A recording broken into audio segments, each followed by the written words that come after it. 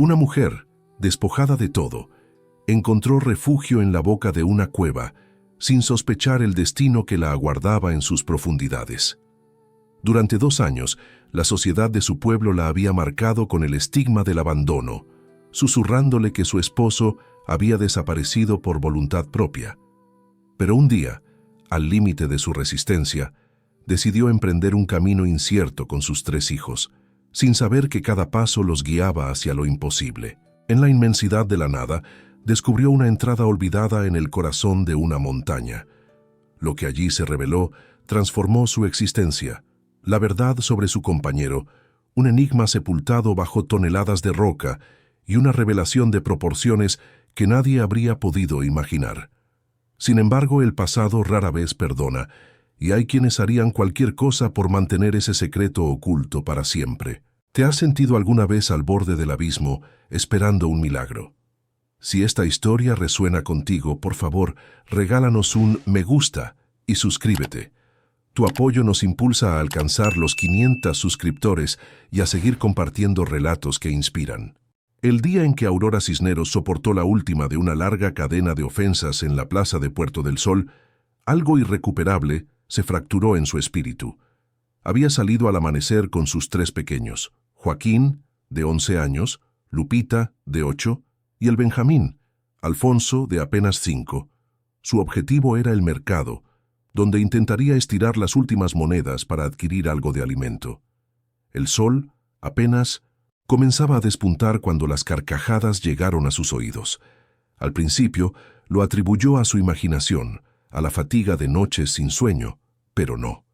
Eran las voces habituales, las de las mujeres que se congregaban cerca de los puestos de vegetales, las mismas que antes la recibían con afecto, y que ahora la observaban como a una criatura ajena.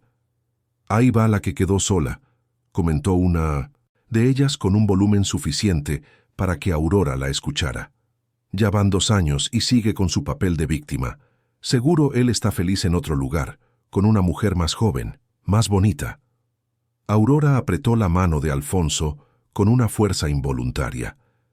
El niño la miró con ojos llenos de temor, pero no emitió sonido. Lupita caminaba con la cabeza baja, una costumbre que adoptaba cuando percibía la llegada de los comentarios hirientes. Solo Joaquín mantenía una postura erguida, con los puños apretados, como si deseara confrontar palabras que no podía golpear. «Mi padre no nos abandonó», murmuró el niño entre dientes, pero nadie lo oyó. Aurora continuó su marcha simulando indiferencia, como si el entorno no existiera, pero cada palabra era un peso que se depositaba en su pecho. 730 días habían transcurrido desde 1900 que Marco Herrera partió al alba con su mochila desgastada, sus botas de trabajo y una sonrisa cansada, pero llena de promesas. «Es solo por un tiempo, mi amor», le había dicho en el umbral, besándole la frente. «Un trabajo en la Sierra del Jaguar, cerca de Villa Clara. Pagan bien, vuelvo en 3 meses y nos marchamos de aquí, te lo juro». 3 meses se extendieron a 6. 6, a 1 año. Y luego el silencio. Nadie ofrecía información. La empresa constructora que lo había empleado cerró sin previo aviso. Las oficinas quedaron desiertas. Las llamadas no obtenían respuesta. Y en Puerto del Sol, la gente comenzó a especular. «Seguro se fue con otra», decían. «Esos hombres nunca cambian, dejan a la familia y se van». Aurora intentó defenderlo al principio, mostrando las cartas que él le había enviado, explicando que Marco era un hombre íntegro, dedicado, fiel. Pero la comunidad no quería escuchar. La comunidad buscaba el chisme, el morbo, algo de qué hablar en las tardes calurosas mientras el tiempo transcurría. Esa mañana, después de adquirir medio kilo de frijol y 4 tortillas frías, Aurora regresó a su pequeña habitación alquilada, un espacio húmedo en la periferia de la ciudad, donde los 4 dormían en 2 colchones viejos. Se sentó en el suelo de tierra. Los niños la observaban en silencio. Sabían que algo profundo estaba ocurriendo. Sabían que su madre estaba deshecha. «Mamá», preguntó Lupita con voz temblorosa, «¿estás bien?». Aurora no respondió de inmediato. Su mirada se perdió en el techo de lámina, escuchando el ruido de los vehículos que pasaban afuera, el ladrido de los perros callejeros, las voces de los vecinos que también hablaban de ella, siempre hablaban de ella, siempre con la misma historia. Entonces una fuerza interior se despertó en Aurora. No era rabia, ni tristeza, sino algo más profundo, más primario. Era el instinto de supervivencia de una mujer que ya no tenía nada que perder. Se arrodilló en el suelo, cerró los ojos y habló en voz baja, casi un susurro. Dios mío, si aún me escuchas, guía mis pasos, porque yo sola ya no puedo más. Joaquín, Lupita y Alfonso permanecieron inmóviles, observando a su madre rezar como nunca antes. No era una plegaria serena, sino un grito mudo, una súplica desesperada de alguien al borde del abismo. Cuando Aurora abrió los ojos, su decisión estaba tomada. «Empaquen lo que puedan llevar», dijo con voz firme, secándose las lágrimas con el dorso de la mano. «Nos vamos de aquí, ahora». Los niños la miraron con confusión. «¿A dónde, mamá?», preguntó Joaquín. Aurora no tenía una respuesta, no tenía un plan, ni dinero, ni un destino. Solo una certeza. Permanecer en Puerto del Sol significaba una muerte lenta bajo el peso de la humillación y el abandono. Era preferible morir en el camino, buscando, luchando, que quedarse allí esperando ser aplastada por el mundo. Tomaron 2 bolsas de tela, metieron algo de ropa, una manta raída, una pequeña olla y las últimas tortillas. Aurora guardó en su pecho una fotografía arrugada de Marco, la única que poseía. En ella, él sonreía con los ojos entrecerrados por el sol, las manos en los bolsillos y esa expresión de hombre honesto que nunca pudo disimular. Partieron al amanecer del día siguiente, antes de que los vecinos despertaran. Caminaron hacia el norte, siguiendo la carretera que conducía a Villa Clara, porque algo en el corazón de Aurora le decía que allí, en la Sierra del Jaguar, encontraría la verdad. Quizás no a Marco, quizás nunca la verdad completa, pero al menos moriría buscándola, no esperándola. Caminaron durante 3 días, alimentándose de lo que podían pedir en los pequeños pueblos, durmiendo bajo los árboles a la orilla de caminos de tierra, envueltos en la única manta que tenían. Alfonso lloraba de agotamiento, pero Joaquín lo cargaba en su espalda sin quejarse. Lupita caminaba en silencio, sosteniendo la mano de su madre, como si supiera que cualquier palabra podría romper la frágil esperanza que los mantenía en movimiento. Al 4.º día, alcanzaron una región montañosa y escarpada, donde el camino se estrechaba y se volvía peligroso. A lo lejos, Aurora divisó algo que capturó su atención, una imponente formación rocosa con una abertura oscura en su centro, profunda, como una boca abierta en la montaña. «Allí», dijo señalando, «podemos descansar». Se aproximaron con cautela. La cavidad parecía de construcción reciente, con signos de maquinaria pesada. Había marcas de explosivos en 1900 las paredes, rieles rotos en el suelo, herramientas abandonadas. Todo indicaba que el trabajo había sido interrumpido de forma abrupta. Aurora entró primero, seguida por sus hijos. El aire era fresco, húmedo, con un aroma a tierra recién removida. Avanzaron unos metros hacia el interior. La luz del sol apenas lograba iluminar las primeras piedras. Aurora estaba a punto de detenerse cuando algo en el suelo llamó su atención. Un casco de trabajo partido por la mitad, luego otro y otro. Y entonces lo vio. Un par de botas viejas, parcialmente cubiertas por un montón de rocas. Botas de trabajo, botas que ella conocía. Su corazón se detuvo, sus piernas flaquearon. Se acercó lentamente, como si apresurarse fuera a confirmar lo que ya presentía. Se arrodilló frente a las botas y las tocó con manos temblorosas. Eran las botas de Marco, las mismas, que usaba desde antes de casarse, las mismas que llevaba puestas el día de su partida. Aurora abrió la boca para gritar, pero ningún sonido brotó. Comenzó a remover las rocas con sus manos. No sentía el dolor en sus dedos, solo la imperiosa necesidad de saber. Joaquín se arrodilló a su lado y empezó a ayudarla, moviendo piedras más pequeñas con una fuerza inusual para un niño de 11 años. Lupita abrazaba a Alfonso contra su pecho. Ambos temblaban sin atreverse a mirar. «Mamá, ¿qué es?», preguntó Lupita con voz quebrada. Aurora no respondió. Continuó excavando, retirando tierra, empujando rocas. El polvo le llenaba la boca, la garganta, los ojos, pero no se detuvo. No podía detenerse. Entonces apareció más tela, un pantalón de mezclilla, el mismo que Marco siempre usaba para trabajar. Luego, una mano pálida, inerte. Aurora soltó un gemido, ahogado, y retrocedió llevándose las manos al pecho. Joaquín se quedó inmóvil, observando la mano de su padre entre las piedras. «No», murmuró Aurora. «No, no». Pero la evidencia era innegable. Siguió removiendo rocas, ahora con más lentitud, las lágrimas cayendo sobre la tierra. Aparecieron los brazos, el torso, el rostro cubierto de polvo y sangre seca. Era Marco, o lo que quedaba de él, después de 2 años sepultado bajo toneladas de roca. Aurora se desplomó sobre su pecho y lloró como nunca antes en su vida. No era el llanto silencioso de las noches en Puerto del Sol. No era el llanto contenido frente a sus hijos. Era un lamento primal, desgarrador, que brotó de lo más profundo de su ser y rebotó contra las paredes del túnel como un eco de pura agonía. «Te busqué», sollozó abrazando el cuerpo inmóvil. «Te busqué por todas partes. Te esperé, te defendí y tú estabas aquí, solo, enterrado, olvidado». Joaquín se acercó y colocó una mano en el hombro de su madre. No dijo nada. No había palabras para ese instante. Lupita y Alfonso lloraban en silencio, abrazados, sin comprender del todo lo que sucedía, pero sintiendo el peso del dolor en el ambiente. Aurora no supo cuánto tiempo permaneció allí, abrazada al cuerpo de su esposo. Quizás minutos, quizás horas. El sol exterior comenzó a declinar y la luz dentro del túnel se volvió más tenue.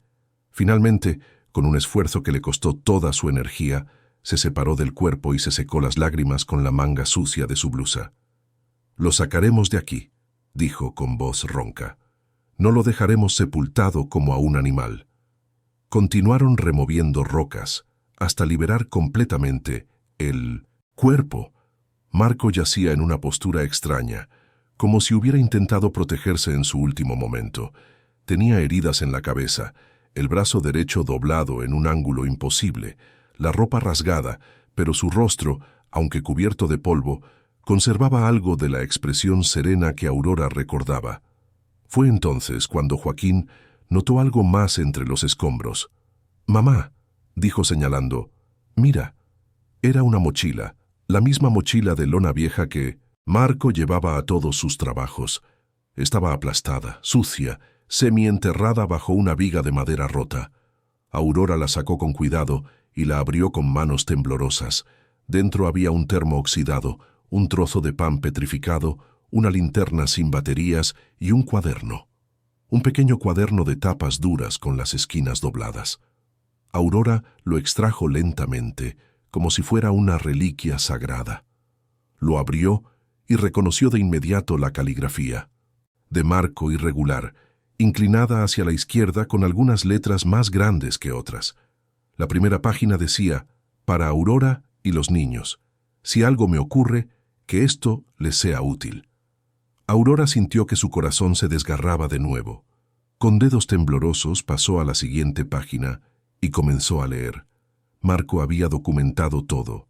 Cada jornada en la sierra, cada conversación con los otros obreros, cada detalle del proyecto en el que trabajaban.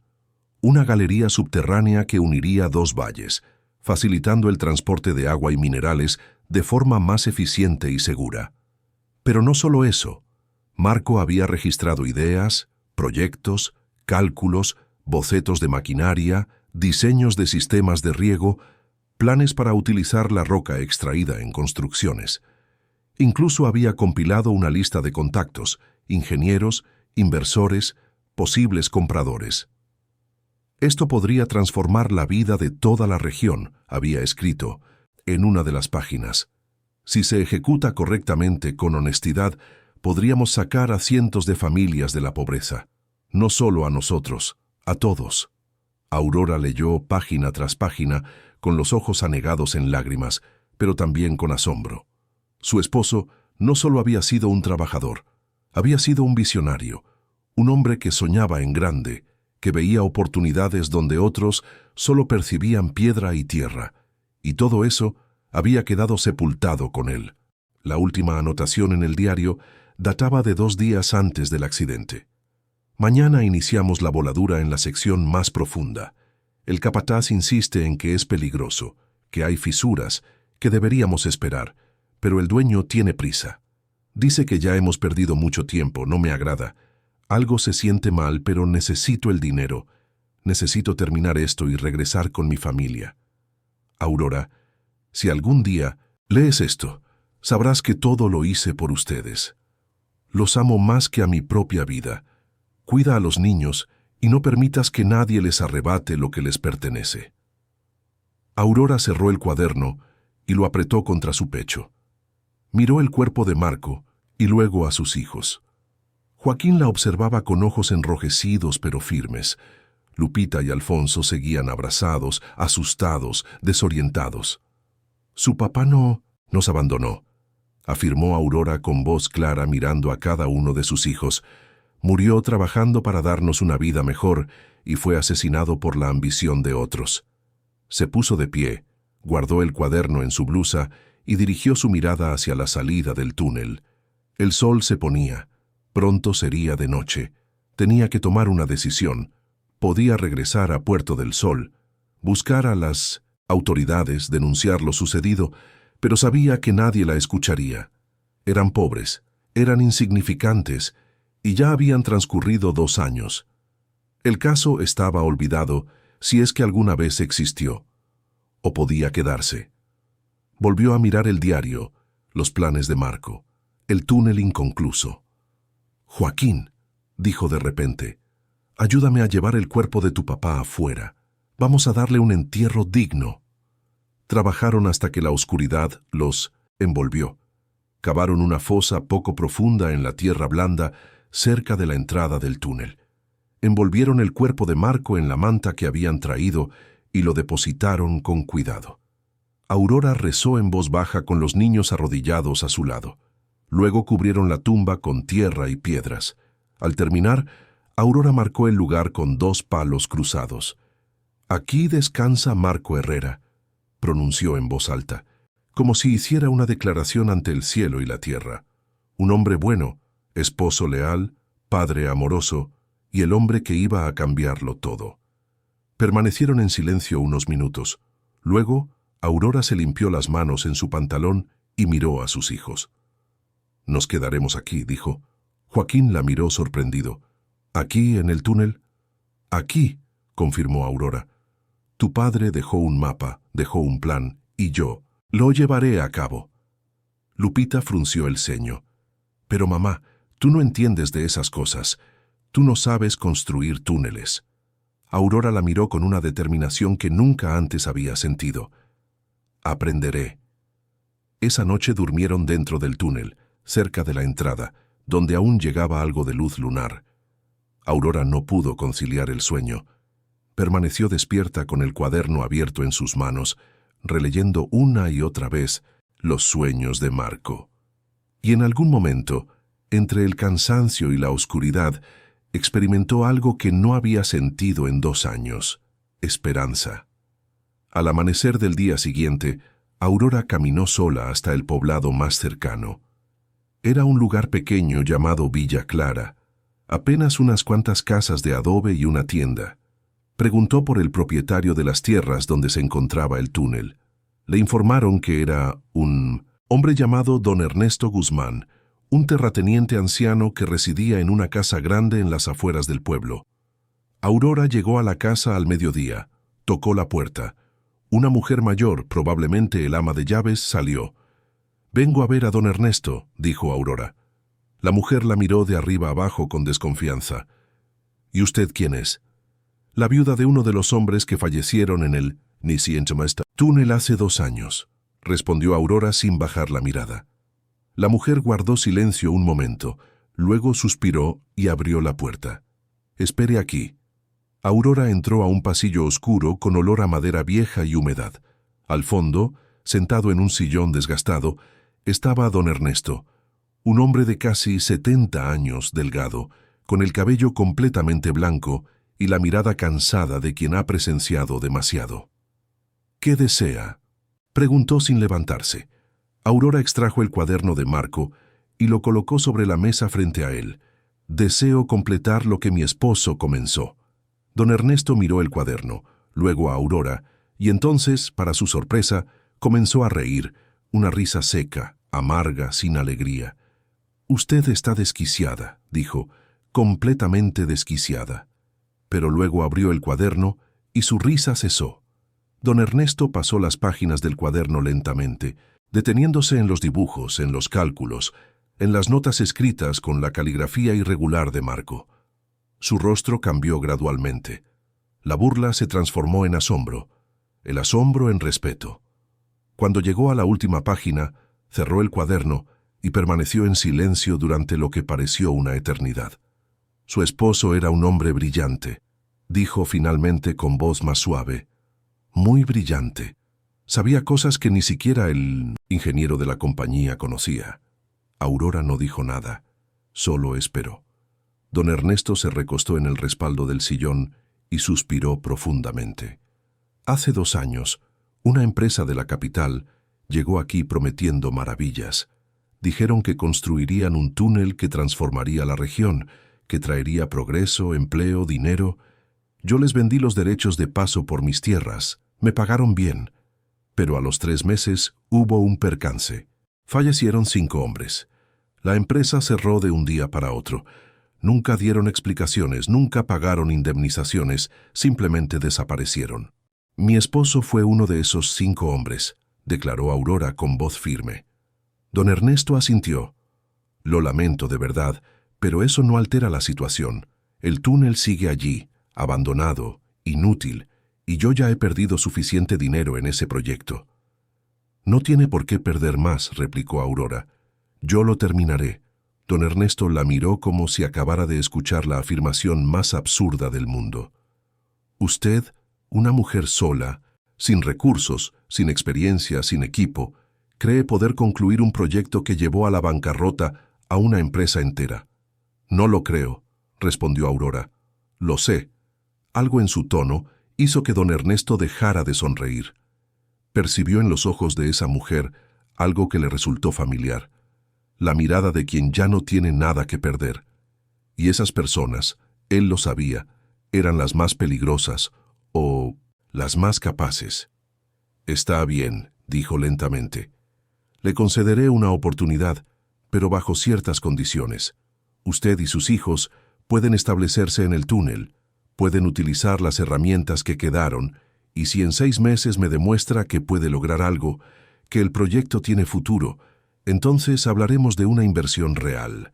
De lo contrario, deberán marcharse. Trato, dijo Aurora extendiendo la mano. Trato. Don Ernesto estrechó su mano con firmeza. Luego, extrajo un papel antiguo de un cajón y redactó una carta rápida, autorizándola a trabajar en el túnel. Se la entregó junto con el cuaderno. Una cosa más, añadió don Ernesto cuando Aurora ya estaba en la puerta. El capataz que dirigía la obra antes del percance aún reside en el pueblo. Se llama Octavio Soto. Era un bebedor y un abusivo. Muchos afirman que él fue el culpable del derrumbe por ignorar las advertencias. Tenga precaución con él.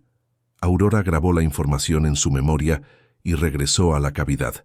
Caminó de vuelta al túnel con el cuaderno apretado contra su pecho y una mezcla de temor y emoción recorriendo su cuerpo. No sabía cómo lograría cumplir lo que acababa de prometer, pero sabía que no tenía otra opción. Era eso o regresar a Puerto del Sol derrotada, y eso jamás sucedería. Al llegar al túnel, encontró a Joaquín intentando encender una fogata con ramas secas. Lupita y Alfonso dormían acurrucados cerca de la entrada. La escena le partió el corazón. Sus hijos viviendo como animales en una cueva. Todo por su decisión. «¿Cómo te fue?», preguntó Joaquín sin levantar la vista. «Tenemos 6 meses», respondió Aurora. 6 meses para demostrar que podemos hacer algo con este lugar. Joaquín dejó de soplar las ramas y la miró. ¿Y cómo lo haremos? No sabemos nada de túneles, mamá. Aprenderemos, dijo Aurora con una seguridad que no sentía del todo. Tu padre dejó todo escrito. Solo tenemos que seguir sus indicaciones. Durante los días siguientes, Aurora estudió el cuaderno de Marco como si fuera un texto sagrado. Cada noche, a la luz de la fogata, leía en voz alta las notas, explicaba los dibujos a Joaquín, intentaba descifrar los cálculos. El niño tenía una habilidad innata para los números. Comenzó a reproducir los diagramas en la tierra con un palo, a formular preguntas perspicaces, a sugerir ideas. Aquí dice que necesitamos reforzar las paredes con vigas de madera, comentó Joaquín una noche, pero no tenemos madera. Entonces la conseguiremos, respondió Aurora. Al día siguiente, caminó de nuevo hasta Villa Clara y se dirigió directamente al aserradero del pueblo. El propietario era un hombre llamado Fausto, de unos 50 años, con manos enormes y cicatrices en los brazos. Aurora le explicó lo que necesitaba. ¿Y con qué me pagará?, preguntó Fausto con escepticismo. Con trabajo, dijo Aurora. Yo puedo limpiar, cocinar, lo que sea, y mi hijo mayor es fuerte. Puede ayudar a cargar. Fausto se rascó la barba y la miró con desconfianza. No necesito ayuda. Tengo suficientes trabajadores. Aurora no se movió. Entonces le pagaré cuando el proyecto comience a dar frutos. Don Ernesto Guzmán me autorizó a trabajar en el túnel. Si usted me apoya ahora, será el primer proveedor oficial cuando esto crezca. Y créame, crecerá. Algo en la forma en que lo dijo hizo que Fausto cambiara su expresión. Quizás fue la convicción, quizás la audacia, o quizás vio en esa mujer delgada y sucia algo que le recordó a su propia madre, quien había criado a 6 hijos después de que su padre falleciera en un accidente en el bosque. Está bien, dijo finalmente. Le daré 20 vigas, pero tendrá que transportarlas usted misma hasta el túnel. Trato, dijo Aurora sin dudar. Transportó las vigas una por una con la ayuda de Joaquín. Tardaron 3 días en llevarlas todas al túnel. Aurora tenía las manos llenas de astillas, la espalda adolorida, los hombros amoratados, pero no se quejó ni una sola vez. Siguiendo las instrucciones del cuaderno, comenzaron a reforzar las paredes del túnel en las áreas más vulnerables.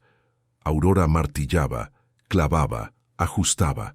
Joaquín sostenía las vigas. Incluso Lupita colaboraba trayendo clavos y herramientas. Alfonso, demasiado pequeño para trabajar, se sentaba cerca y entonaba canciones para que no se sintieran solos. Las semanas transcurrieron. Aurora descendía al pueblo cada 3 días para solicitar prestado o intercambiar lo que necesitaban. Algunas personas la miraban con compasión, otras con burla, pero hubo algunas, muy pocas, que la observaban con algo parecido al respeto. Una tarde, mientras trabajaba sola en el interior del túnel, escuchó pasos pesados detrás de ella. Se giró y vio a un hombre corpulento, de casi 2 metros, con el rostro enrojecido y los ojos inyectados de sangre. El olor a alcohol se percibía a varios metros de distancia. «Así que tú eres la viuda atrevida», dijo el hombre con voz pastosa, «la que cree poder lograr lo que una empresa entera no pudo». Aurora lo reconoció de inmediato por la descripción de don Ernesto. Era Octavio Soto, el capataz. «No vine a importunar a nadie», dijo Aurora con voz firme, aunque su corazón latía aceleradamente. «Solo vine a finalizar lo que ellos iniciaron». Octavio se acercó tambaleándose. ¿Sabes lo que les sucede a las mujeres que se inmiscuyen donde no les corresponde? Sufren accidentes como tu esposo. El ambiente se heló. Aurora sintió que la sangre se le congelaba en las venas. «¿Qué has dicho?» Octavio sonrió. Una sonrisa turbia, cruel. Tu esposo era muy parlanchín, siempre diciendo que las cosas estaban mal, que había que detenerse, que era peligroso, que había fisuras, pero el jefe no quería perder tiempo y yo tampoco. Así que lo enviamos a la sección más profunda y ocurrió lo inevitable. Aurora sintió que el mundo se tambaleaba. «Tú lo asesinaste». «Yo seguí órdenes», dijo Octavio encogiéndose de hombros. «Y tú obedecerás las mías. Márchate de aquí antes de que te suceda lo mismo». Dio un paso hacia ella. Aurora retrocedió, pero tropezó con una piedra y cayó al suelo. Octavio se inclinó sobre ella con el aliento apestando a mezcal, y entonces escuchó un grito. «¡Aléjate de mi madre!». Joaquín apareció corriendo desde la entrada del túnel con una vara de madera en las manos. Se abalanzó contra Octavio y lo golpeó en la pierna. El hombre soltó un grito de dolor y furia, giró y le dio un manotazo al niño que lo derribó. Aurora vio todo en cámara lenta. Vio a su hijo caer. Vio a Octavio levantando el puño, y algo dentro de ella explotó. Se levantó de un salto, tomó un pico que estaba apoyado en la pared y lo sostuvo frente a ella como un arma. «Si tocas a mi hijo», dijo con una voz que no parecía la suya, «te juro por Dios que te mato aquí mismo». Octavio la miró sorprendido. Por un momento pareció que iba a atacar, pero algo en los ojos de Aurora lo detuvo. Vio en ellos algo que no esperaba. No miedo, sino una furia pura. La furia de una madre protegiendo a su cría. Octavio escupió en el suelo. «Esto no quedará así», dijo. «Ya verás». Salió del túnel tambaleándose y desapareció entre las rocas. Aurora dejó caer el pico y corrió hacia Joaquín. El niño tenía sangre en la boca, pero estaba consciente. Lo abrazó con fuerza, mientras Lupita y Alfonso llegaban corriendo asustados. «Estoy bien, mamá», murmuró Joaquín. «Estoy bien». Pero Aurora sabía que nada estaba bien. Acababa de descubrir que su esposo no murió en un accidente. Fue asesinado y el hombre responsable seguía libre, amenazándola. Esa noche, mientras sus hijos dormían, Aurora se sentó frente a la tumba de Marco. «No permitiré que esto quede impune», susurró. «Te lo prometo». Abrió el cuaderno nuevamente y buscó la página donde Marco había escrito sobre las fisuras en el túnel, sobre las advertencias que nadie había escuchado. Y entonces comprendió. Si Marco había documentado todo, si había registrado las irregularidades, entonces existían pruebas. Pruebas de que el percance no fue culpa de los trabajadores, sino de la negligencia criminal de la empresa y el capataz. Necesitaba encontrar más evidencia, y debía hacerlo antes de que Octavio cumpliera su amenaza. Al amanecer del día siguiente, Aurora decidió explorar más a fondo el túnel, en la zona donde nadie se había atrevido a entrar desde el accidente. Tomó una linterna vieja que había encontrado entre las herramientas, la llenó con aceite y se adentró sola. Caminó durante lo que parecieron horas. El túnel se volvía más estrecho, más oscuro, más intimidante. Había marcas de explosivos en las paredes, fisuras evidentes, vigas rotas. Todo indicaba que Marco tenía razón. La zona era peligrosa y nunca debieron trabajar allí sin refuerzos. Estaba a punto de regresar cuando la luz de la linterna iluminó algo en el suelo. Una caja de metal oxidada, semienterrada. Aurora la extrajo con cuidado y la abrió. Dentro había documentos, contratos, planos oficiales y algo más. Fotografías de las fisuras en el túnel tomadas semanas antes del accidente. En el reverso de una de ellas, con la caligrafía de Marco, decía: «Advertencia número 7. Nadie escucha. Si algo ocurre, esta es la prueba». Aurora sintió que su corazón daba un vuelco. Esto era todo lo que necesitaba. Con esto podía denunciar a Octavio. Con 1900, esto podía exigir justicia.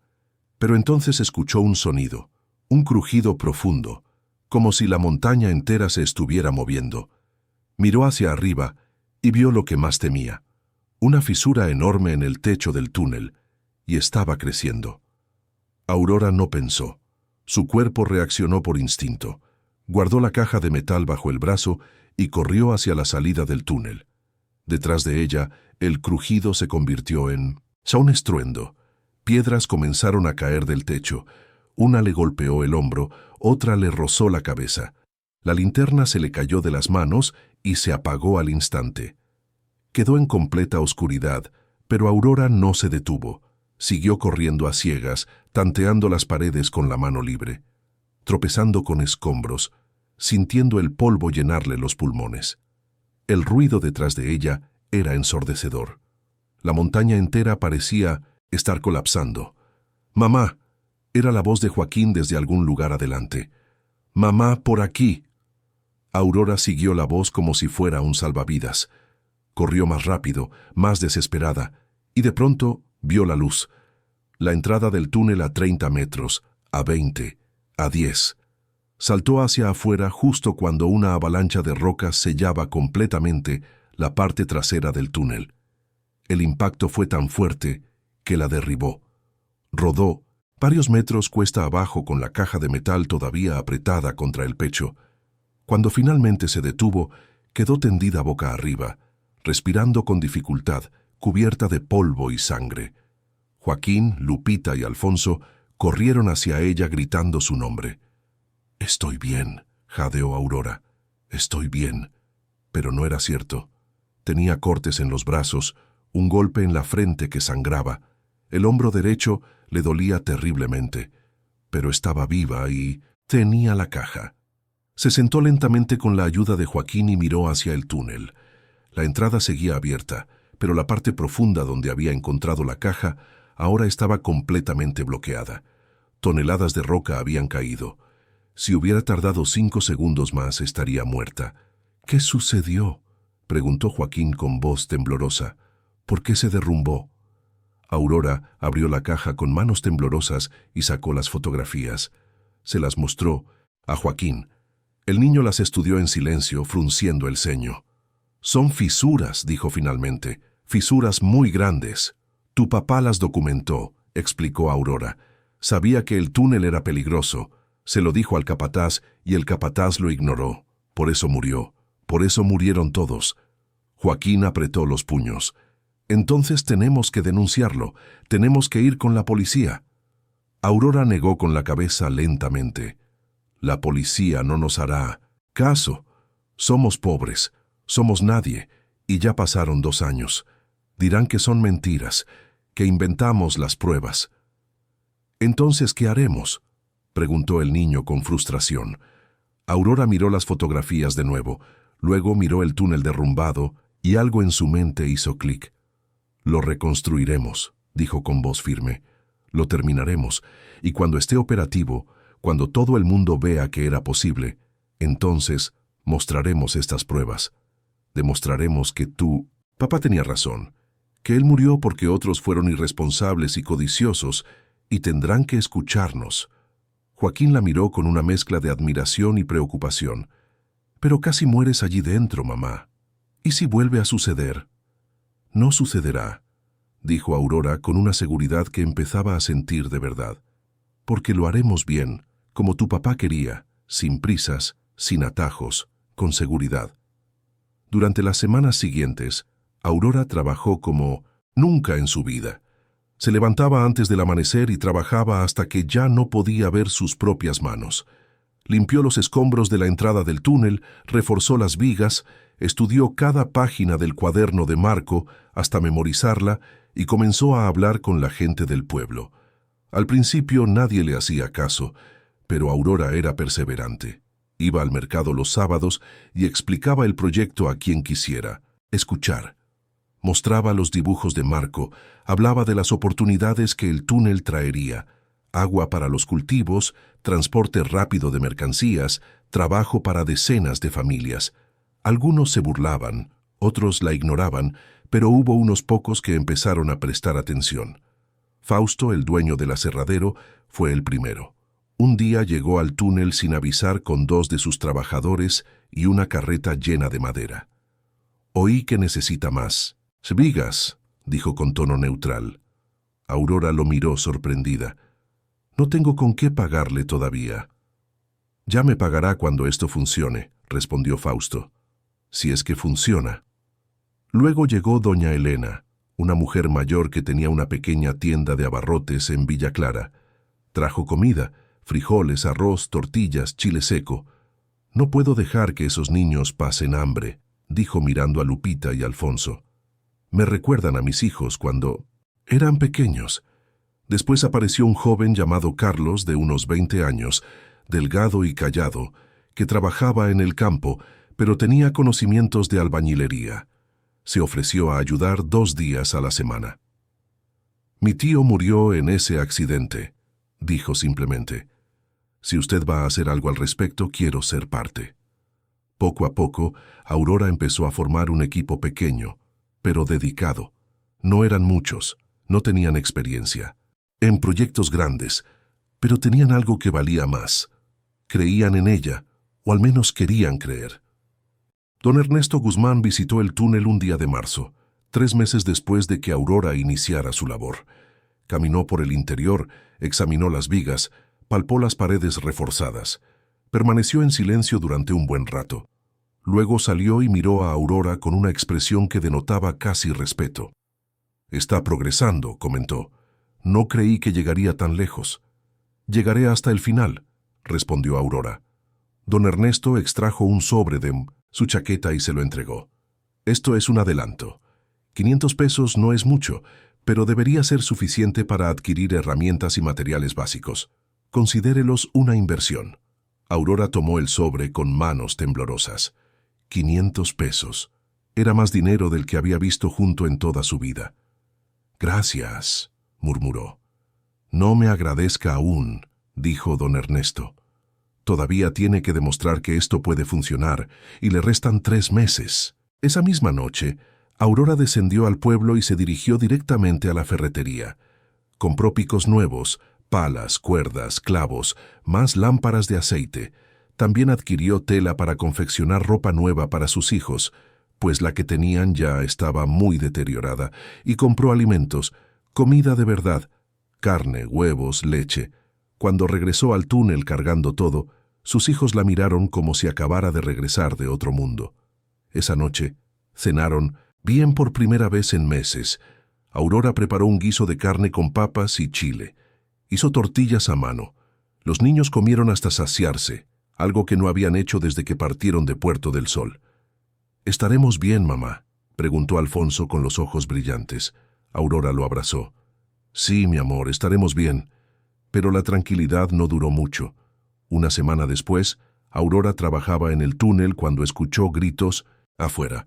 Salió corriendo y vio a un grupo de 5 hombres. Al frente estaba Octavio Soto, más ebrio que nunca, con una botella en una mano y una antorcha en la otra. «Te lo advertí», gritó Octavio arrastrando las palabras. «Te dije que te marcharas, pero no hiciste caso». Los otros hombres con él eran labriegos, todos con semblante hostil. Aurora reconoció a 2 de ellos. Eran amigos de Octavio, conocidos por causar problemas en el pueblo cuando bebían. «No tengo nada que conversar contigo», dijo Aurora con voz firme, aunque su corazón latía aceleradamente. «Claro que sí», dijo Octavio acercándose. «Estás difamándome por todo el pueblo, diciendo que yo maté a tu esposo. Eso es calumnia y no lo toleraré». «No es calumnia si es verdad», respondió Aurora, «y tengo pruebas». Octavio arrojó la botella al suelo. Se escuchó el cristal rompiéndose contra las rocas. Su rostro se enrojeció de furia. «Dame esas pruebas ahora». «Nunca». Octavio hizo una señal a los otros hombres. «Búsquenlas. Destruyan todo lo que encuentren». Los hombres se abalanzaron hacia el túnel. Aurora intentó detenerlos, pero uno de ellos la empujó con tanta fuerza que cayó al suelo. Joaquín apareció de la nada y se lanzó contra el hombre, golpeándolo con los puños. Carlos, que trabajaba cerca, también corrió a ayudar. Se desató una pelea caótica, gritos, golpes, polvo levantándose. Lupita y Alfonso lloraban escondidos detrás de unas rocas. Aurora intentó levantarse, pero Octavio la sujetó del brazo con brutalidad. «¿Dónde están?», gritó en su cara. «¿Dónde ocultaste las pruebas?». Aurora escupió a sus pies. «Vete al infierno». Octavio levantó la mano para golpearla, pero antes de que pudiera hacerlo, se escuchó un disparo al aire. Todos se quedaron inmóviles.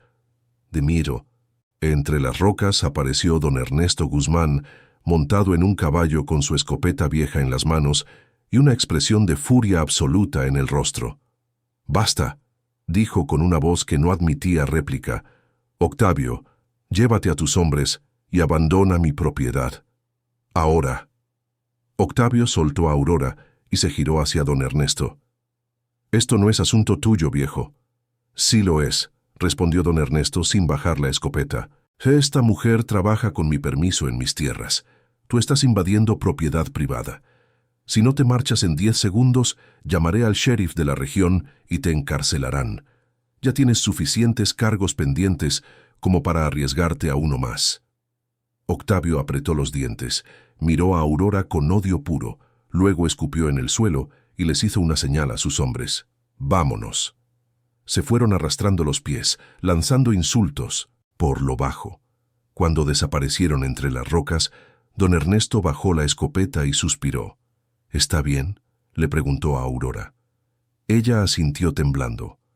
«Gracias. Si no hubiera llegado». «Lo sé», dijo don Ernesto, «pero esto no ha terminado. Octavio es peligroso y ahora sabe que tienes evidencia contra él. Volverá, y la próxima vez no vendrá ebrio y desorganizado». Aurora se limpió la tierra de la ropa y miró a don Ernesto con determinación. «Entonces estaré preparada». Esa noche, Aurora tomó la caja de metal con las pruebas y la enterró en un lugar secreto lejos del túnel. Memorizó cada fotografía, copió los documentos más importantes en hojas sueltas que guardó en diferentes escondites. No permitiría que Octavio destruyera la única evidencia que tenía. Al amanecer del día siguiente, mientras los niños todavía dormían, Aurora se sentó frente a la tumba de Marco. «Ya casi lo logro», susurró. «Ya casi termino lo que empezaste, pero necesito un milagro, amor, uno más». Y entonces, como si alguien hubiera escuchado su plegaria, sucedió algo inesperado. Un hombre llegó caminando por el sendero que llevaba al túnel. Era alto, de unos 40 años, con ropa de ciudad y una maleta de cuero en la mano. Tenía la piel curtida por el sol y los ojos cansados de alguien que ha viajado mucho. Se detuvo frente a Aurora y la miró con una expresión extraña, casi de reconocimiento. «¿Usted es Aurora Cisneros?», preguntó. «Sí», respondió ella con cautela. «¿Quién pregunta?». El hombre dejó la maleta en el suelo y sacó un sobre amarillento de su chaqueta. «Mellamo doctor Alejandro Vidal», dijo. «Trabajé con su esposo hace 2 años y vine a terminar lo que él empezó». Aurora miró al hombre con desconfianza. Había aprendido a no confiar en nadie tan fácilmente. «¿Cómo sé que dice la verdad?». Doctor Alejandro Vidal abrió el sobre y sacó una fotografía antigua. En ella aparecían 6 hombres frente a la entrada del túnel con cascos y herramientas. Aurora reconoció a Marco de inmediato. Estaba en el centro, sonriendo con esa expresión tímida que siempre adoptaba cuando le tomaban una foto. A su lado estaba un hombre más joven con lentes y una camisa blanca, el doctor Alejandro. «Esa foto se tomó 2 semanas antes del accidente», dijo doctor Alejandro con voz grave. «Yo era el ingeniero junior del proyecto. Marco era el único obrero que realmente comprendía lo que estábamos haciendo. Tenía un instinto natural para la roca, para los cálculos de peso. Me enseñó más en 3 meses que lo que aprendí en 4 años de universidad». Aurora sintió que algo se relajaba en su pecho. Tomó la fotografía con cuidado, como si fuera un objeto sagrado. «¿Dónde estaba usted cuando ocurrió el accidente?». La expresión de doctor Alejandro se ensombreció. «Me habían enviado a la ciudad a conseguir más equipo. Cuando regresé 3 días después, todo había terminado. El túnel estaba sellado. La empresa había desaparecido, los cuerpos seguían enterrados. Me sentí responsable. Debía haber estado allí, debía haberlos protegido». «No fue su culpa», dijo Aurora en voz baja. «Sí lo fue», respondió doctor Alejandro con amargura. «Yo vi las fisuras, le dije al capataz que era peligroso, pero Octavio Soto me ignoró. Dijo que yo era un ingeniero novato que no sabía nada de la vida real, y yo no insistí lo suficiente. Me dejé intimidar». Permaneció en silencio un momento, con la mirada perdida en el horizonte. Luego sacudió la cabeza y miró a Aurora de nuevo. «Después del accidente me fui de la región. No pude quedarme. Trabajé en otros proyectos en Monterrey, en Guadalajara, en la capital, pero nunca pude olvidar lo que pasó aquí. Hace un mes escuché rumores en la región de que alguien intentaba reabrir el túnel. Vine a ver si era cierto, y cuando me dijeron que era la viuda de Marco Herrera, supe que tenía que venir. Aurora estudió su rostro. Había sinceridad allí, dolor. También reconoció en él el mismo peso que ella cargaba, la culpa de haber sobrevivido cuando otros no lo hicieron. «¿Y qué desea de mí?», preguntó. «Deseo ayudarla a terminar esto», dijo doctor Alejandro con firmeza. «Tengo los conocimientos técnicos, tengo contactos con proveedores y tengo algo de dinero ahorrado que puedo invertir. Lo que Marco y yo comenzamos no puede morir así. Y usted tiene el derecho de terminarlo». Joaquín, que había estado escuchando desde la entrada del túnel, se acercó lentamente. «¿Conoció a mi papá?». Doctor Alejandro se agachó para quedar a la altura del niño. «Lo conocí. Era un gran hombre, el mejor con el que trabajé y estaría muy orgulloso de ti. Tu mamá me dijo que la estás ayudando con los cálculos». Joaquín asintió con los ojos brillantes de orgullo y tristeza mezcladas. Aurora tomó una decisión. «Está bien, puede quedarse, pero con una condición. Todo se hará a mi manera, sin atajos, sin prisas. La seguridad es lo primero, siempre». Doctor Alejandro extendió la mano. «Trato». La llegada del ingeniero transformó la situación. Doctor Alejandro inspeccionó cada centímetro del túnel.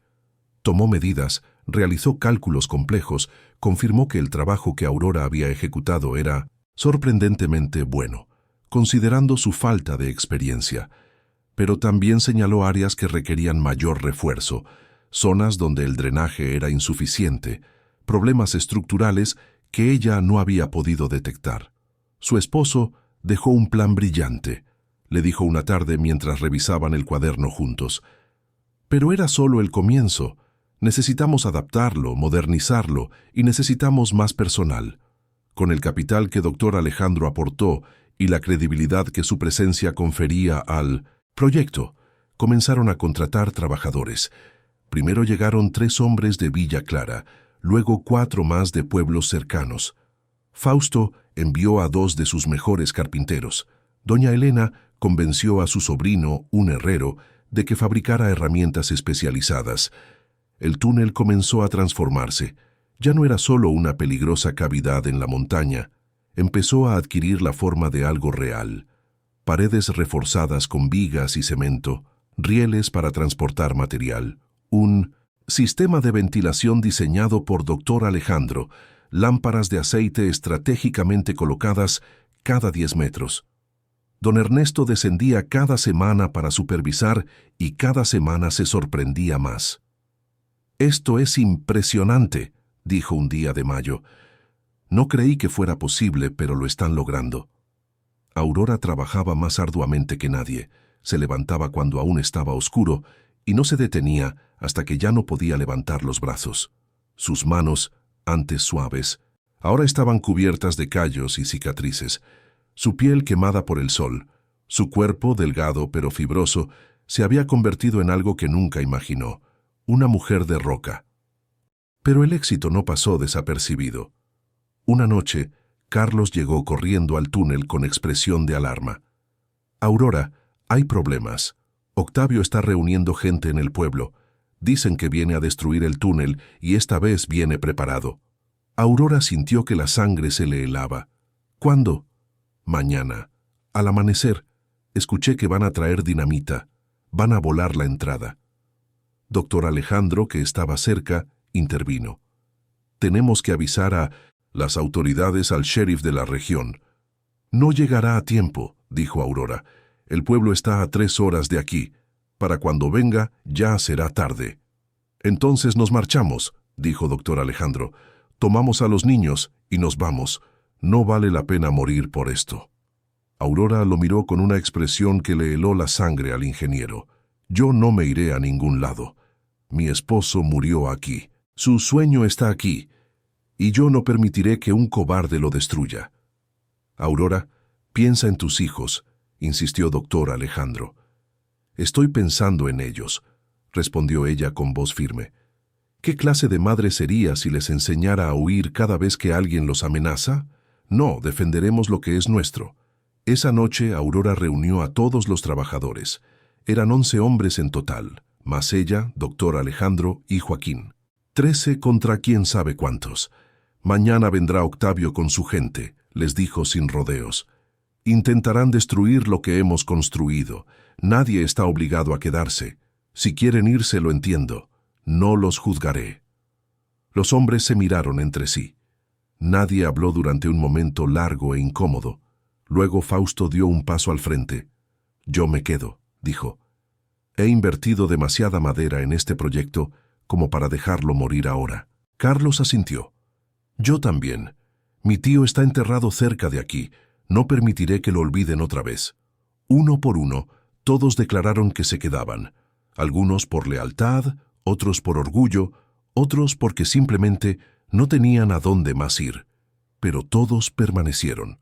Pasaron la noche preparándose. Aurora envió a Lupita y Alfonso con doña Elena al pueblo para que estuvieran a salvo. Joaquín se negó a irse. «Estaré contigo. Mamá, no me importa lo que digas». Cavaron trincheras, apilaron rocas, prepararon antorchas. Doctor Alejandro organizó turnos de vigilancia. Aurora guardó la caja de metal con las pruebas en un lugar que solo ella conocía, por si acaso. Al amanecer, cuando la primera luz comenzó a teñir el cielo de naranja, escucharon los pasos. Octavio venía por el sendero con al menos 20 hombres. Algunos llevaban palos, otros machetes, y 2 de ellos cargaban cajas que claramente contenían dinamita. Aurora y su grupo los esperaban en la entrada del túnel, formando una línea humana. Nadie tenía armas de fuego, excepto doctor Alejandro, que había traído una pistola vieja de su maleta. Octavio se detuvo a unos 30 metros. Estaba sobrio esta vez, y eso lo hacía más peligroso. «Última oportunidad», gritó. «Váyanse ahora, y nadie saldrá herido». Aurora dio un paso al frente. «Esta es mi tierra. Este es mi trabajo y tú no lo tocarás». Octavio rió, una risa fría, calculada. «¿Tu tierra? Esto es propiedad de don Ernesto, y él ya está viejo. Ya no puede protegerte». «Yo puedo». La voz vino de atrás. Todos se giraron. Don Ernesto Guzmán apareció montado en un caballo con su escopeta vieja en las manos y una expresión que no dejaba lugar a dudas. Pero no, venía solo. Detrás de él venía el sheriff de la región con 4 ayudantes, todos armados. Octavio palideció. «Octavio Soto», dijo el sheriff con voz autoritaria, «tengo una orden de arresto contra usted por negligencia criminal en el accidente del túnel hace 2 años y por intento de destrucción de propiedad privada». «Eso es mentira», gritó Octavio. «No tienen pruebas». Aurora sacó un sobre de su bolsillo. «Sí, las tenemos». Le entregó el sobre al sheriff. Dentro estaban copias de las fotografías, los documentos, las anotaciones de Marco, todo lo que demostraba que Octavio había ignorado las advertencias y había mandado a los hombres a una muerte segura. El sheriff revisó los papeles. Su expresión se endureció. «Es suficiente, Octavio Soto queda arrestado». Los ayudantes del sheriff avanzaron. Octavio retrocedió con los ojos llenos de pánico y rabia. «Esto no es justo. Yo solo seguía órdenes». «Las órdenes no justifican asesinato», dijo Aurora con voz helada. Octavio la miró con odio puro y entonces hizo algo desesperado e impredecible. Corrió hacia uno de los hombres que cargaba dinamita, le arrebató un cartucho y una cerilla y corrió directamente hacia la entrada del túnel. «Si yo caigo, esto cae conmigo», gritó encendiendo la mecha. Todo sucedió en cámara lenta. Aurora vio la mecha chispeando. Vio a Octavio, corriendo hacia el túnel con el cartucho en alto. Vio a Joaquín cerca de la entrada, demasiado cerca, y corrió. No pensó, no dudó. Su cuerpo se movió por instinto de madre. Se lanzó sobre Joaquín, lo tiró al suelo y lo cubrió con su cuerpo. Justo cuando Octavio lanzaba la dinamita hacia el interior del túnel, la explosión fue ensordecedora. Todo se volvió blanco, luego negro, luego silencio absoluto. Cuando Aurora abrió los ojos, Estaba tendida en el suelo con Joaquín debajo de ella, temblando pero vivo. El túnel seguía en pie. La dinamita había explotado en el interior, pero las vigas que habían colocado aguantaron el impacto. Había daños, fisuras nuevas en algunas paredes, pero no se había derrumbado.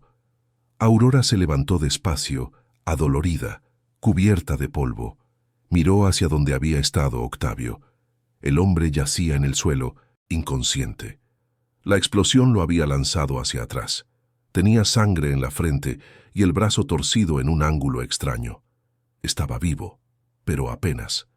Los ayudantes del sheriff corrieron hacia él y lo arrestaron mientras todavía estaba desmayado. Don Ernesto se acercó a Aurora. «¿Está bien?» Aurora asintió abrazando a Joaquín. «Estamos bien». El sheriff se acercó también. «Señora Cisneros, con estas pruebas y lo que acaba de pasar, Octavio Soto pasará mucho tiempo en la cárcel. Ya no la molestará más». Aurora sintió algo parecido a alivio, mezclado con agotamiento extremo. 2 años de dolor, 2 años de lucha y finalmente justicia. Pero no había tiempo para descansar. «Necesito revisar el túnel», dijo. «Ver cuánto daño hizo la explosión». Doctor Alejandro ya estaba adentro con una lámpara en la mano. Aurora lo siguió. Caminaron por el interior, evaluando cada fisura, cada viga, dañada. Era grave, pero no irreparable, y entonces doctor Alejandro se detuvo de golpe. «Aurora», dijo con voz extraña, «venga a ver esto». Aurora se acercó.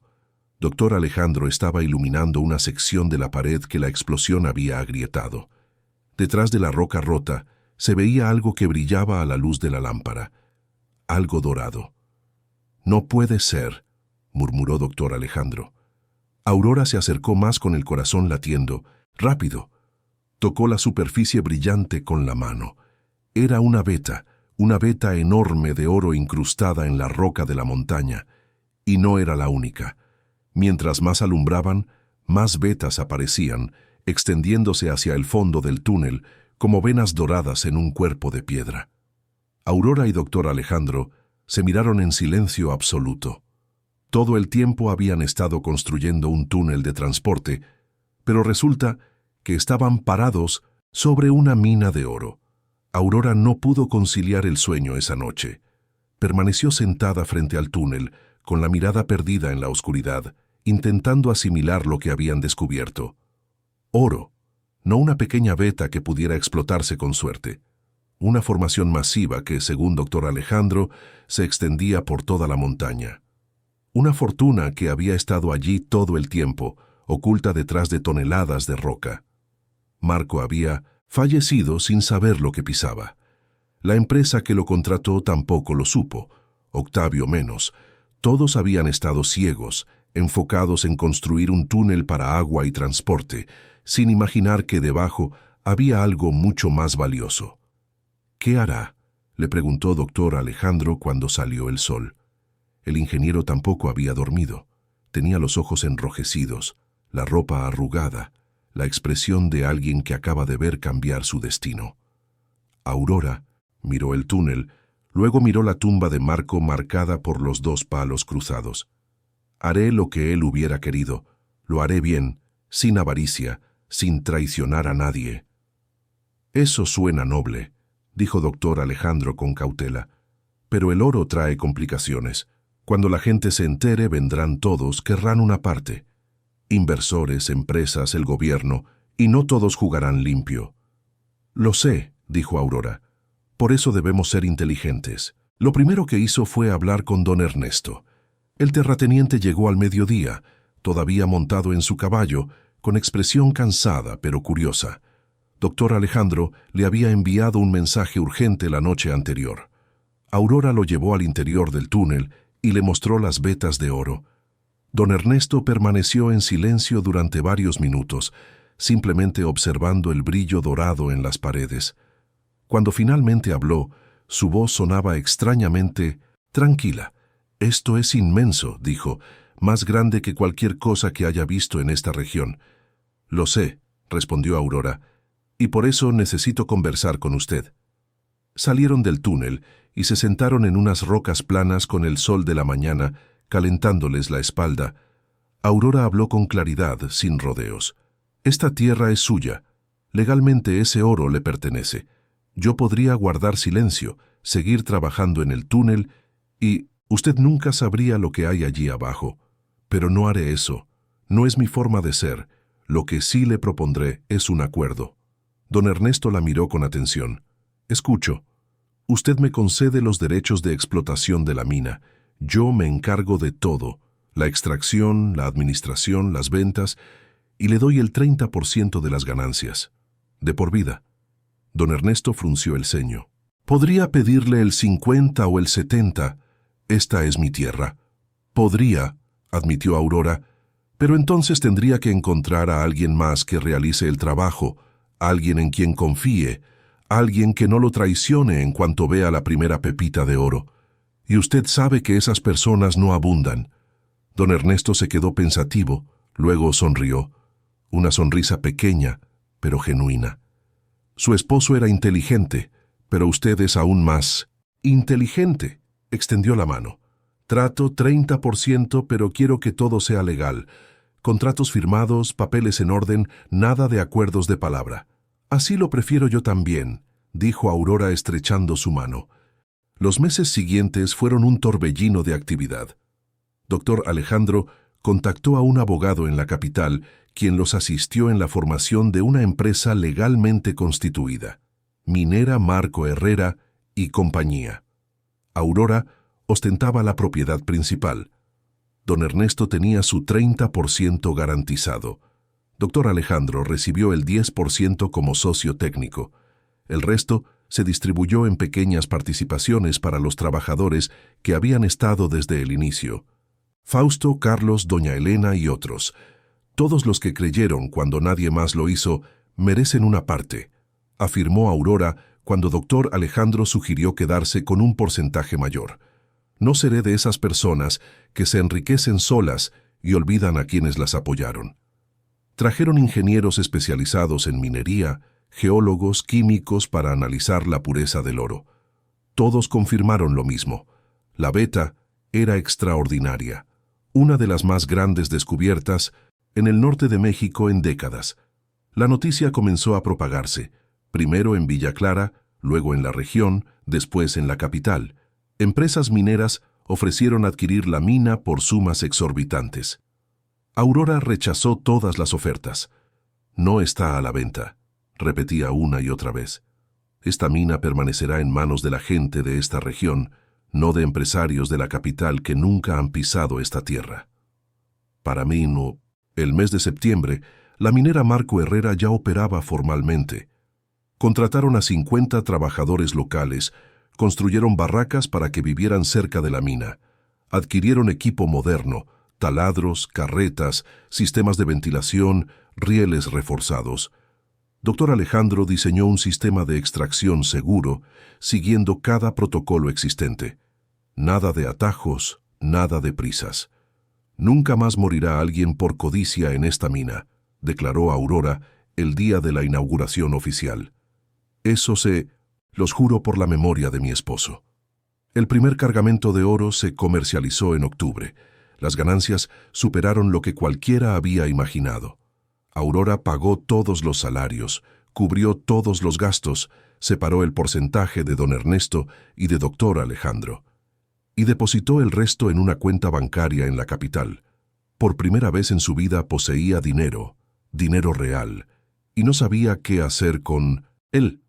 Una tarde de noviembre, sentada en la oficina improvisada que habían construido cerca del túnel, Aurora sacó el cuaderno de Marco, lo abrió en la página donde él había plasmado sus sueños. Escuelas para los niños de la región, viviendas dignas para las familias, agua potable para los pueblos, trabajo justo para todos. Lo haré, murmuró pasando los dedos por la caligrafía irregular de su esposo. Haré realidad cada una de tus ideas. Comenzó gradualmente. Primero construyó una escuela en Villa Clara, pequeña, de 2 aulas, pero con buenos maestros y materiales nuevos. Lupita y Alfonso fueron de los primeros alumnos. Joaquín, que ya tenía 12 años, dividía su tiempo entre estudiar y ayudar en la mina. Luego ordenó la construcción de un sistema de agua potable para el pueblo. Perforaron pozos, instalaron tuberías, llevaron agua limpia a cada hogar. Doña Helena lloró el día que abrió la llave de su cocina y brotó agua cristalina. «Nunca pensé que vería esto antes de morir», dijo abrazando a Aurora. «Bendita seas, hija». Después vinieron las viviendas. Aurora compró terrenos y mandó construir 20 casas modestas, pero dignas para las familias de los trabajadores, cada una con 2 habitaciones, cocina, baño propio, un lujo impensable para gente que había vivido toda la vida en 1900. Chozas de adobe. Para diciembre, la minera Marco Herrera era el empleador más importante de toda la región.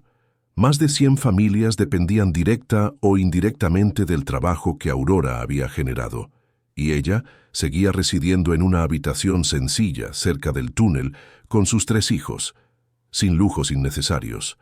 «¿Por qué no te construyes una casa grande?», le preguntó doctor Alejandro un día. «Tienes el dinero, te lo mereces». «No necesito una casa grande», respondió Aurora. «Necesito que los niños de esta región tengan futuro. Eso es lo que necesito». Pero no todo era tranquilidad. El éxito atrajo la envidia. Algunas personas en los pueblos vecinos comenzaron a murmurar que Aurora se había aprovechado de la desgracia de su esposo, que el oro debía ser repartido entre todos, que ella no tenía derecho a quedarse con tanto. Un día llegó una comitiva del gobierno estatal, 3 hombres de traje con portafolios de cuero y expresiones de superioridad. Querían revisar los permisos de la mina, las licencias, los contratos, buscaban irregularidades para poder intervenir. Aurora los recibió en la oficina con doctor Alejandro a su lado y todos los papeles en orden sobre la mesa. «Revisen lo que deseen», dijo con voz firme. «Aquí todo es legal, registrado, sin trampas». Los hombres revisaron durante horas, buscaron errores, buscaron pretextos. No encontraron nada. Todo estaba impecablemente en orden. Cuando se marcharon, uno de ellos murmuró entre dientes: «Qué lástima, una mujer ignorante con suerte». Aurora lo escuchó, pero no respondió. Ya había aprendido que el mejor desaire era el éxito. Para enero del año siguiente, la minera Marco Herrera ya era reconocida en todo el norte del país.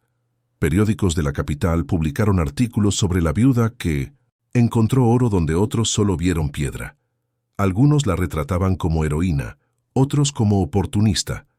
A Aurora no le importaba ninguna de las 2 versiones. «Solo me importa cumplir mi promesa», le dijo a Joaquín una noche. «Tu papá murió soñando con un mundo mejor. Yo construiré ese mundo, aunque me tome el resto de mi vida». Una tarde de febrero, mientras revisaba los libros de cuentas, tocaron a la puerta de 1900 y la oficina. Aurora levantó la vista y se quedó helada. En la puerta estaba una mujer que reconoció de inmediato. Era Marta, una de las mujeres de Puerto del Sol que más la había humillado en la plaza, una de las que gritaba que Marco la había abandonado.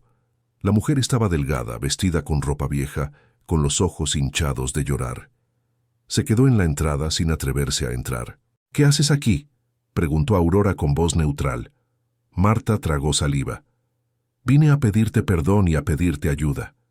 Aurora no dijo nada. Esperó. «Mi esposo está enfermo», continuó Marta con voz quebrada. «Necesita medicina que no puedo pagar. No tengo a dónde ir. Me dijeron que tú ayudas a la gente, y yo sé que no tengo derecho. Sé que fui terrible contigo, pero mis hijos...». La mujer rompió a llorar. Aurora la miró durante un momento largo. Podía sentir la antigua ira queriendo brotar. El recuerdo de cada insulto, cada humillación, cada palabra cruel en aquella plaza. Pero también recordó algo que Marco le había dicho una vez mucho tiempo atrás: «La venganza no edifica nada, mi vida solo destruye». Aurora abrió un cajón, sacó dinero y se lo extendió a Marta. «Toma, para la medicina y para comida». Marta miró el dinero sin poder creerlo. «¿Por qué? Después de todo lo que te hice». «Porque tus hijos no tienen la culpa de tus errores», respondió Aurora, y porque yo no soy como tú. Marta tomó el dinero con manos temblorosas y cayó de rodillas. Gracias, Dios te bendiga, gracias. Cuando la mujer se fue, doctor Alejandro entró a la oficina. Había escuchado todo desde afuera. Eres demasiado buena, dijo moviendo la cabeza. No soy buena, respondió Aurora, solo estoy cansada de tanto odio. Pero ese pequeño acto de perdón desencadenó algo inesperado. La noticia llegó a Puerto del Sol, y de pronto Aurora comenzó a recibir cartas, docenas de cartas, todas de personas de su antigua ciudad. Algunas pedían perdón, otras pedían ayuda. Algunas solo querían decir que siempre habían creído en ella. Mentiras obvias que Aurora leía con tristeza. Una tarde leyendo las cartas, Aurora tomó una decisión. Regresaré a Puerto del Sol, le dijo a doctor Alejandro. El ingeniero la miró sorprendido. ¿Para qué? Ya no tienes nada allí. Precisamente por eso, respondió Aurora, porque ya no tengo nada que demostrarles. Pero hay gente allí que sí necesita ayuda, gente que sufre como yo sufrí, y los ayudaré. No por venganza, no por orgullo, sino porque es lo correcto. Preparó el viaje durante 2 semanas.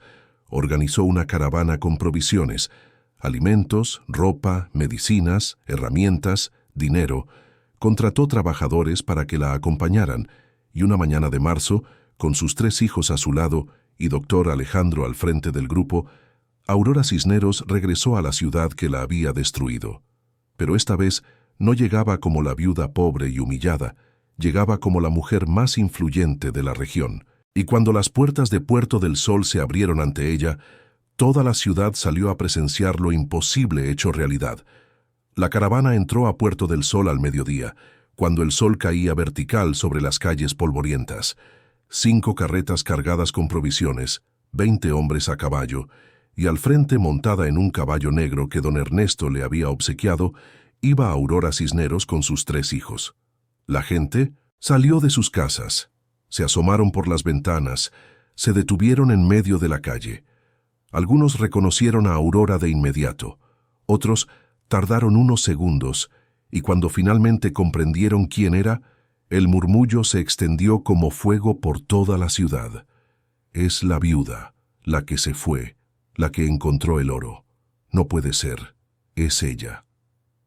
Aurora cabalgó lentamente por la calle principal, con la espalda recta y la mirada al frente. No buscó los rostros que antes la habían insultado, no desvió los ojos, simplemente avanzó hasta llegar a la plaza central, el mismo lugar donde había recibido las peores humillaciones. Desmontó. Joaquín, Lupita y Alfonso bajaron detrás de ella. Los trabajadores comenzaron a descargar las carretas bajo la mirada atónita de cientos de personas que se habían congregado. El alcalde de Puerto del Sol, un hombre corpulento llamado Lic, Javier Méndez, se abrió paso entre la multitud con expresión nerviosa. «Señora Cisneros», dijo con voz demasiado amable, «qué sorpresa verla por aquí. No sabíamos que vendría». «No vine a avisarle», respondió Aurora sin mirarlo. «Vine a hacer lo que debió hacerse hace años». Señaló las carretas. «Allí hay comida para las familias que padecen hambre, ropa para los niños que andan descalzos, medicina para los enfermos que no pueden pagar doctores, y dinero para iniciar pequeños negocios para quien desee trabajar con dignidad». El alcalde parpadeó confundido. «¿Pero por qué? Esta ciudad no fue buena con usted, ¿verdad?» «No», admitió Aurora, mirándolo directamente a los ojos. «No lo fue, pero yo no soy esta ciudad». Se giró hacia la multitud. Reconoció rostros, muchos rostros. Las mujeres que la habían insultado, los hombres que se habían burlado, los vecinos que la habían ignorado, todos estaban allí mirándola con una mezcla de vergüenza, asombro y esperanza desesperada. «Vine a ayudar», dijo Aurora con voz clara que llegó a cada rincón de la plaza. «No porque esta ciudad me deba algo, no porque quiera venganza. Vine porque hay niños aquí que no tienen la culpa de lo que hicieron sus padres. Hay ancianos que sufren, hay familias que luchan todos los días por sobrevivir, y yo sé lo que se siente». Hizo una pausa. El silencio era absoluto. Hasta los perros habían dejado de ladrar. Mi esposo murió trabajando, continuó.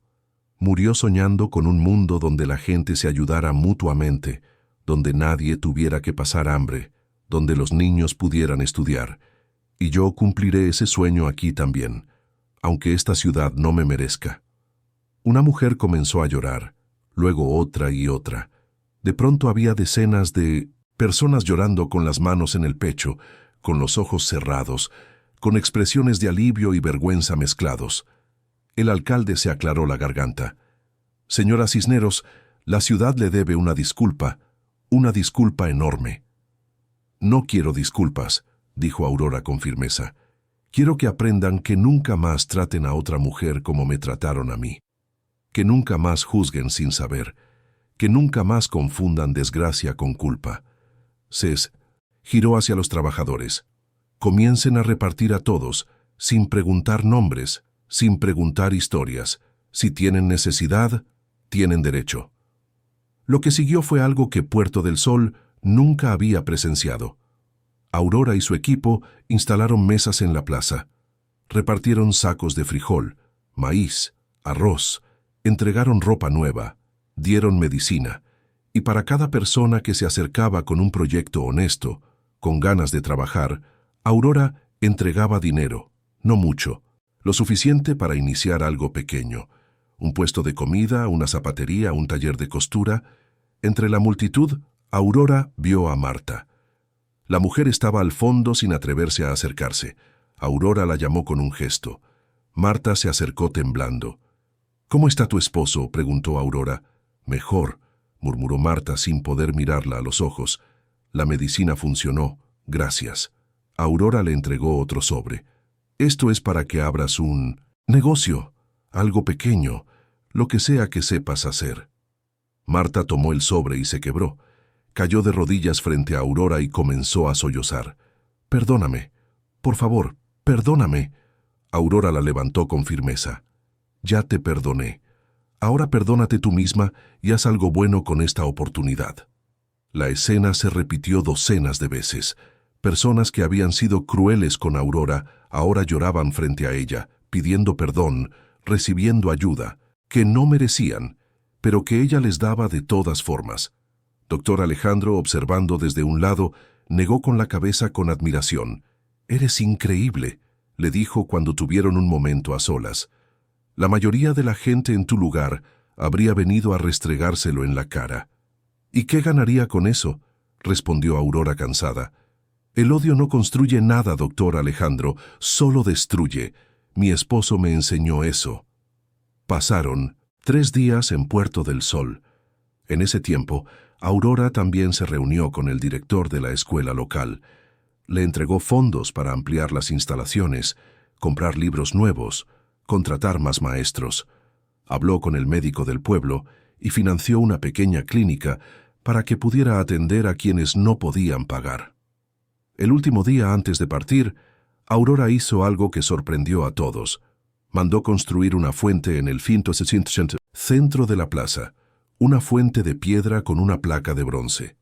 En la placa estaba escrito: «En memoria de Marco Herrera y todos los hombres que mueren trabajando por sus familias, que nunca sean olvidados, que nunca sean juzgados, que siempre sean honrados». Cuando la gente leyó la placa, muchos lloraron de nuevo porque comprendieron que Aurora no había venido a humillarlos.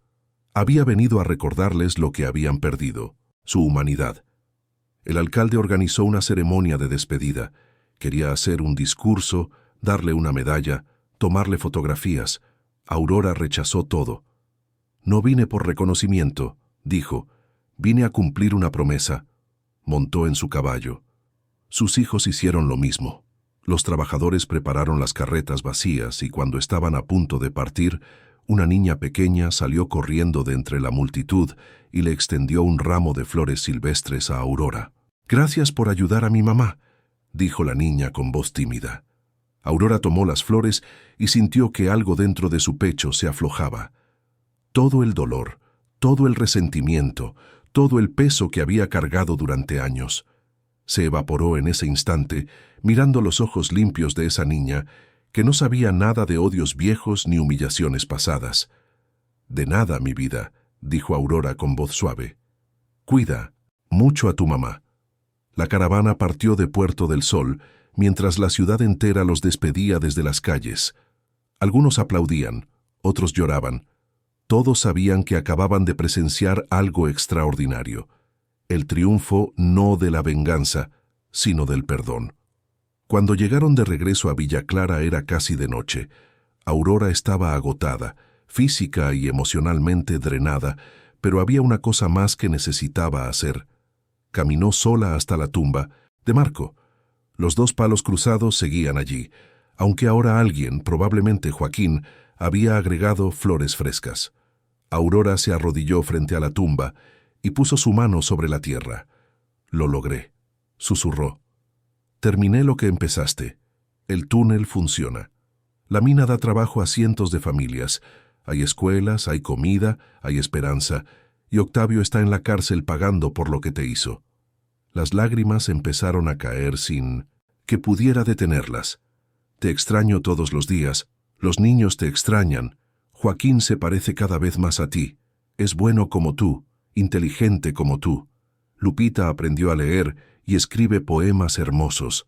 Alfonso. Alfonso tiene un don especial con la montaña, como tú lo tenías. Siente sus cambios, sus secretos. Nos ha salvado de varios problemas. Están bien. Todos estamos bien». Se limpió las lágrimas con la manga. «Construí la fuente en Puerto del Sol con tu nombre, para que nunca te olviden, para que todos sepan que fuiste un hombre bueno, que solo quería darle una vida mejor a su familia. Y lo lograste, mi amor, aunque no estés aquí para verlo. Lo lograste». Se quedó ahí hasta que el sol se ocultó completamente. Cuando finalmente se levantó, sintió algo diferente. No paz exactamente, pero sí algo parecido.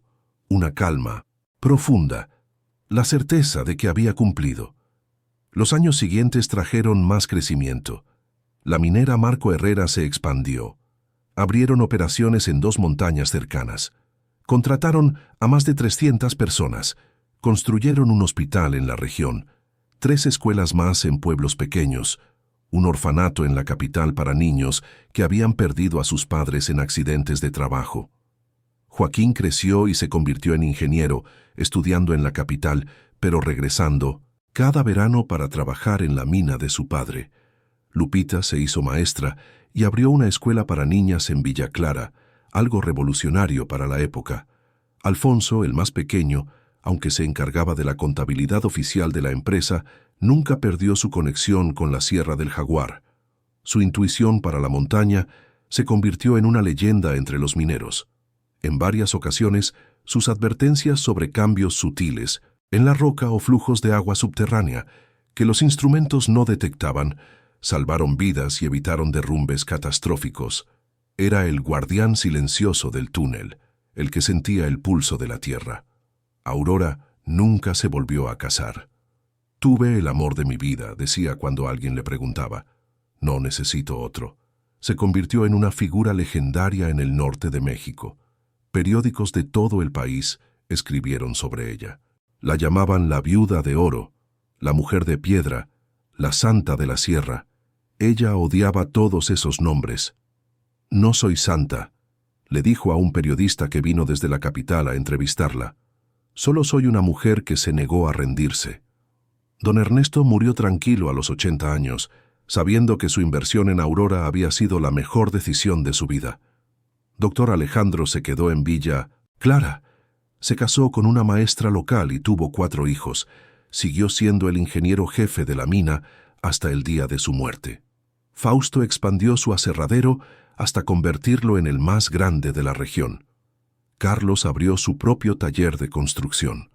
Doña Elena vivió lo suficiente para ver a sus nietos graduarse de la escuela que Aurora había construido. Y en Puerto del Sol, la fuente, con el nombre de Marco Herrera, se convirtió en un lugar de encuentro. Las madres llevaban a sus hijos ahí a jugar. Los ancianos se sentaban a su alrededor a contar historias, y nadie nunca volvió a olvidar el nombre del hombre que murió trabajando, y de la mujer que convirtió su muerte en vida. Aurora vivió hasta los 72 años. Siguió trabajando en la mina hasta el final, revisando cuentas, tomando decisiones, asegurándose de que todo se hiciera con honestidad. El día que murió, estaba sentada en su oficina con el cuaderno de marco abierto frente a ella, leyendo por milésima vez sus sueños. La encontró Joaquín, ahora un hombre de 40 años con canas en las sienes. Ella tenía una expresión tranquila, casi sonreía. La enterraron junto a Marco en la montaña, donde todo había comenzado. Miles de personas asistieron al funeral, trabajadores de la mina, familias que ella había ayudado, niños que habían estudiado en sus escuelas, madres que habían comido gracias a su generosidad. En su tumba pusieron una lápida sencilla de piedra gris, sin adornos, sin frases pomposas. Solo decía: Aurora Cisneros, esposa, madre, constructora de sueños. Años después, cuando Joaquín ya era un hombre viejo, llevó a sus propios nietos a la montaña. Les mostró el túnel, ahora completamente reforzado y operativo. Les mostró la mina de oro que seguía dando trabajo a cientos de familias. Les mostró las escuelas, el hospital, las casas, y luego los llevó a las tumbas de sus abuelos. Ella era pobre, les dijo a los niños. La trataron mal, la humillaron, la quisieron destruir, pero se negó a ser destruida. Y con sus propias manos, con lágrimas y sangre, construyó todo esto. No por orgullo, no por venganza, sino porque creía que la vida debía ser mejor para todos. Los niños miraron las tumbas en silencio. Luego uno de ellos, una niña de 7 años con los mismos ojos oscuros de Aurora, preguntó: «Abuelito, ¿era una santa?» Joaquín sonrió. No, era algo mejor. Era humana, y eso la hizo más poderosa que cualquier santo. La brisa de la sierra sopló suave entre las rocas, movió las flores que alguien había dejado en la tumba, y por un momento Joaquín juró que podía escuchar la voz de su madre, cálida y firme, susurrándole al viento las mismas palabras que le había dicho tantas veces cuando era niño. Nunca te rindas, nunca odies, nunca olvides de dónde vienes, y cuando puedas ayudar a alguien, hazlo, aunque no te lo merezcan, aunque no te lo agradezcan, hazlo porque es lo correcto, y porque al final lo único que nos llevamos de este mundo es lo que dimos.